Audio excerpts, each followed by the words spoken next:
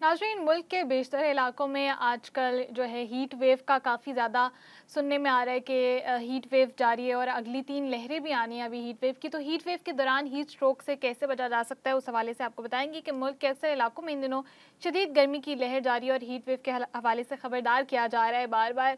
Heat wave के दौरान इंसान जो है वो हीट स्ट्रोक का शिकार भी हो जाता है, लेकिन इस हवाले से ज़्यादा घबराने की ज़रूरत नहीं है, क्योंकि आसान एहतियाती तदाबीर अपना कर आप हीट स्ट्रोक से बच सकते हैं, हीट वेव से आसानी से मुकाबला कर सकते हैं। लेकिन हीट स्ट्रोक के इलाज में ज़्यादा ताख़ीर की सूरत में मौत के इम्कानात भी बहुत ज़्यादा होते हैं। तो ये एक बड़ी अलार्मिंग सिचुएशन है। जिस्म का दर्जा हरारत एक मखसूस सेंटीग्रेड से अगर ज़्यादा होने की सूरत में हीट स्ट्रोक बयान किया जा सकता है। तहम मतलात से जो है वो मालूम होता है कि आसान एहतियाती तदबीर अपनाकर हीट स्ट्रोक से बचा जा सकता है। जल्द तशखीस और किसी भी तरह से जिस्म की दर्जा हरारत में कमी से अमवात के इम्कानात को भी कम किया जा सकता है। साथ ही साथ माहिरीन के मुताबिक छोटे बच्चे, बूढ़े अफराद, खिलाड़ी और बाहर काम काज करने वाले अफराद को हीट स्ट्रोक का ज़्यादा ख़तरा होता है, क्योंकि वो उनको डायरेक्ट धूप में अपना काम वगैरह करना पड़ता है, तो उनको हीट स्ट्रोक का ज़्यादा खदशा होता है। हीट स्ट्रोक की जो इलामात होती हैं वो आमतौर पर ये होती हैं कि हीट स्ट्रोक के शिकार अफराद को बहुत ज़्यादा पसीना आता है या शदीद गर्मी होती है, या जो जल्द होती है वो सुर्ख हो जाती है, खुश्क हो जाती है, लेकिन पसीना नहीं आता। इसके अलावा कमज़ोरी, सुस्ती, सर दर्द, चक्कर आना और धुंधलापन भी हीट स्ट्रोक की अलामात हैं।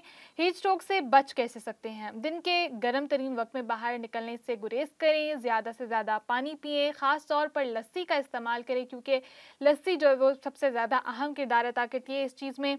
सख्त कामों और वर्जिश वगैरह से परहेज़ करके हीट स्ट्रोक से बच सकते हैं। बराह रास्त सूरज की रोशनी में कम से कम निकलना और अच्छी मिकदार में पानी पीना जो है वो हीट स्ट्रोक के खतरे को कम कर सकता है। इसके अलावा बाहर निकलने की सूरत में साए में रहने की कोशिश करें, छतरी का इस्तेमाल करें, ज़्यादा से ज़्यादा जो है पानी पिएँ और साए में रहें, टोपी का इस्तेमाल करें ताकि आप डायरेक्ट हीट से जो है वो बच सकें, सन ब्लॉक का इस्तेमाल करें।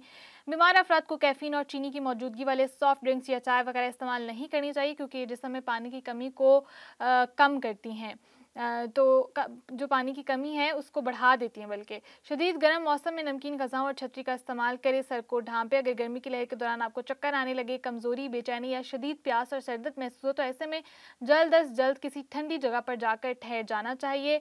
और साथ साथ आपको ये भी बताएं कि आप फ़ौरन से अगर गर्मी से आप आएँ और साथ ही आपने आके किसी एसी वाली जगह पर नहीं बैठना है, या फिर आपने फ़ौरन से शॉवर के लिए नहीं जाना है, क्योंकि आपका बॉडी टेम्परेचर एक मखसूस जगह पे होता है। जब एकदम से आप उसको ठंडी किसी उसके लिए आदी करेंगे तो इससे आपको फॉलेज का भी खतरा हो सकता है और दीगर ऐसी बीमारियां आपको लपेट में ले सकती हैं। तो अपने बॉडी टेम्परेचर को मामूल में लाने के लिए थोड़ा सा वक्त दें, उसके बाद कोई भी ऐसा काम करें। जैसा कि लोग अक्सर गर्मी से आकर फ़ौरन ठंडा पानी पी लेते हैं, तो ये भी अलार्मिंग सिचुएशन है, खतरे की अलामत है। इससे भी काफ़ी बीमारियां आपको लपेट में ले सकती हैं।